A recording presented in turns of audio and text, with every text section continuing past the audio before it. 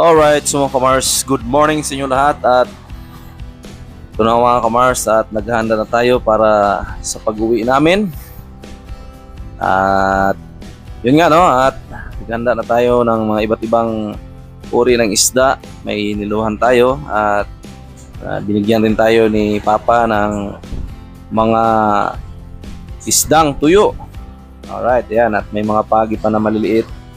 Ayan, at niluhan na natin para madala natin sa Batangas at yung iba dyan ay meron tayong pagbibigyan at para na rin sa iba nating mga kasamahan sa work.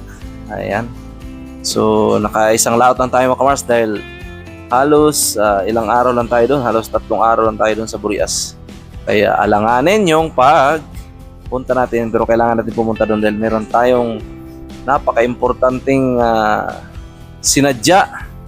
Ayan. At ito na nga no mga kamars, at nakabili na tayo ng plastic na bago. At yun natin ilalagay natin dito sa ating daladalang cooler. At para naman hindi tumagos yung tubig. At yung yelo natin ay para matagal siyang matunaw. Ayan.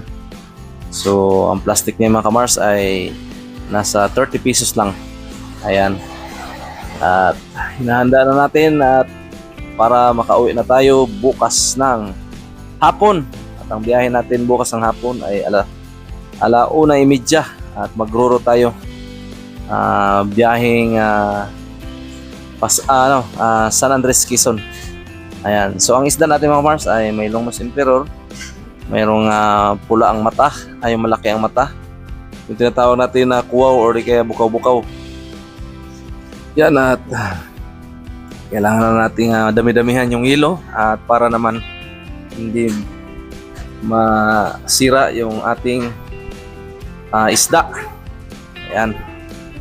So ayan, marami tayong hilo no mga kamars. At shout out sa inyo lahat no mga kamars no.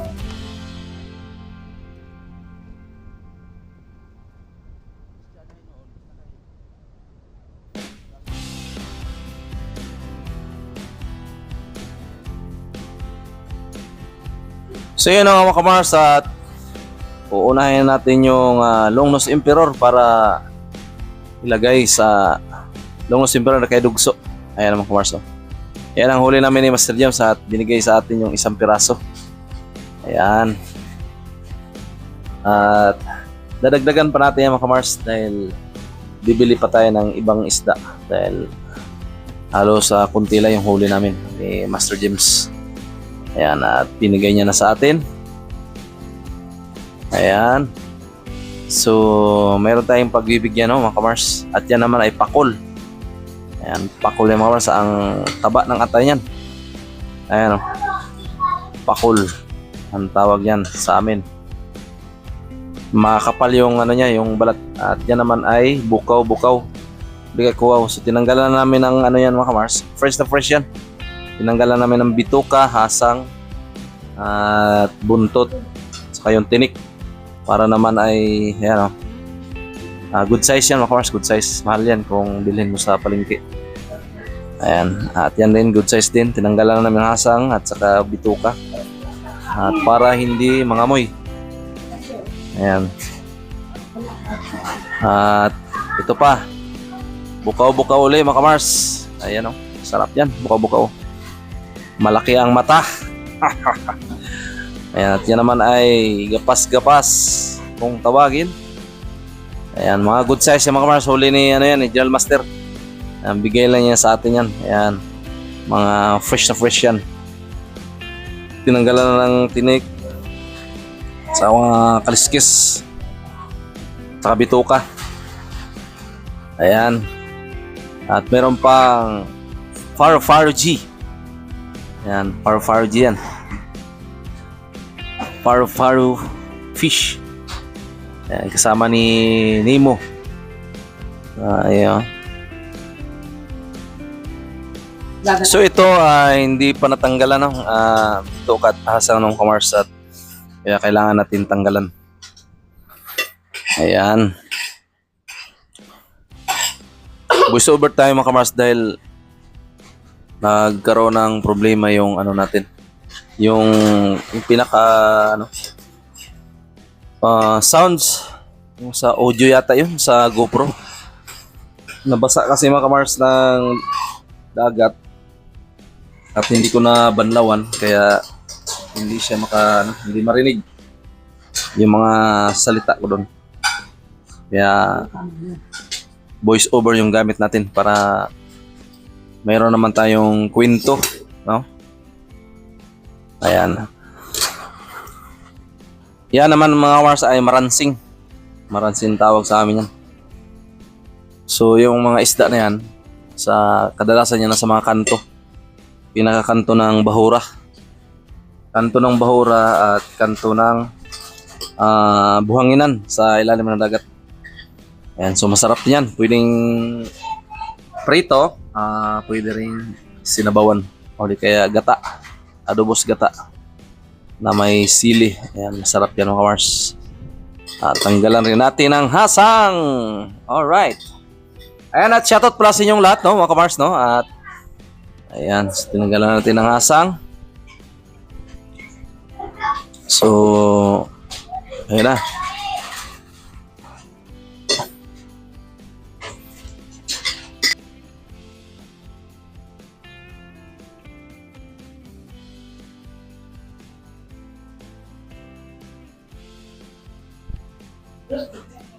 Alright.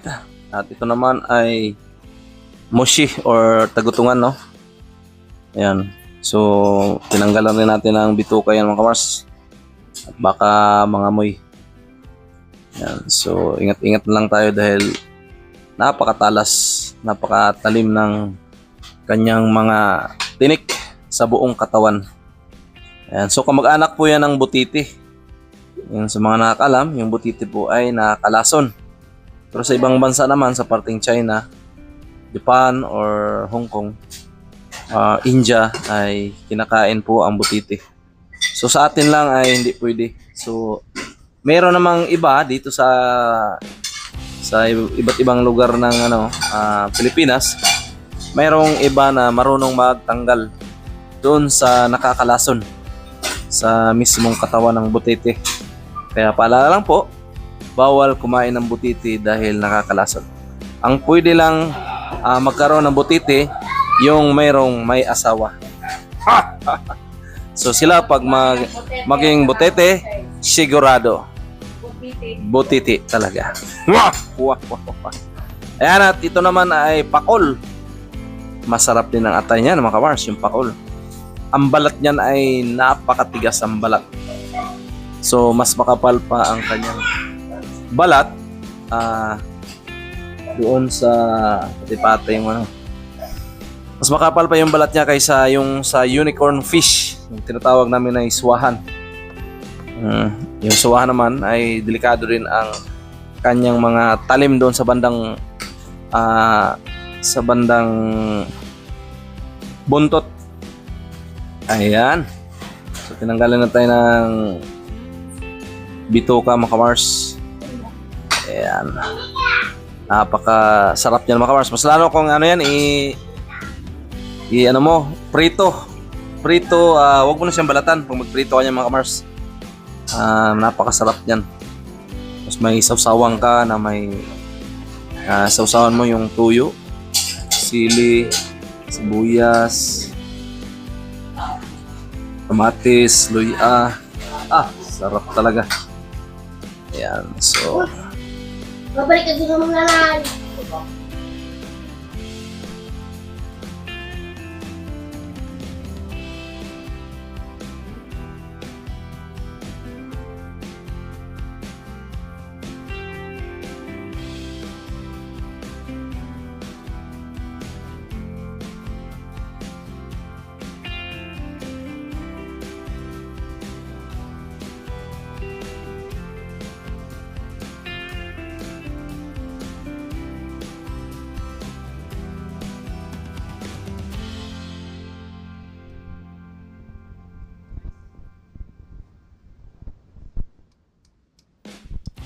ito naman ay shell. Ayan, napulot lang namin yan nung namana kami Atan at saka ni Jumari sa Inamasula. Sa mababaw lang yan na parte.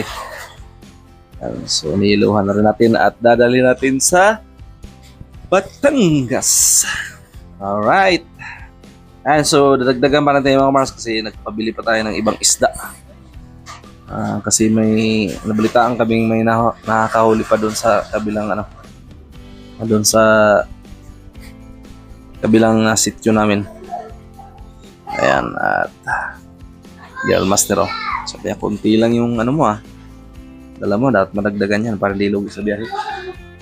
So yun ang mga Mars, no, at maraming salamat sa support nyo, no. At ayun, hindi tayo bumababa sa 2,000 at nagmi-minimum tayo ng 3K at saka 4,000 views. Maraming salamat sa 4,000 views na nanonood sa ating YouTube channel. Thank you very much po, at mas lalo na po sa mga bago mo nating mga nag-subscribe. Maraming thank you po sa inyong lahat, at shout out sa lahat ng mga bayani natin mga OFW. Ayan, at sa mga matagal nang hindi nakauwi ng Pinas. Ayan, shout out po sa inyong lahat. At shout out pala kay sana pag-pray natin, no, mga Kamars, si Ninong Darwin ay nasa ibang bansa at kumatos. Pag-pray po natin siya na sana ay gumising na siya. Yan. So, alam niyo mga Mars, no, si Nung Darwin ay napakasolid ng Sword family yun at saka Harabas team. So, siya yung naging ninong din natin siya sa kasal. So, kumatos siya, no, mga Mars, at yun nga, pag-pray natin na sana ay magising pa siya. At sana makita natin siya ng personal. So, kaya yun mga Kamars ay naging kumatos siya dahil hindi niya kinaya yung napalaban kasi sila sa South Africa. Napalaban sila sa mga mga bandido. Napalaban sila doon at maraming sugatan at yung iba ay nasawi at siya may tama sa spinal cord. May tama din siya sa kamay, malaking sugat niya. Ayan.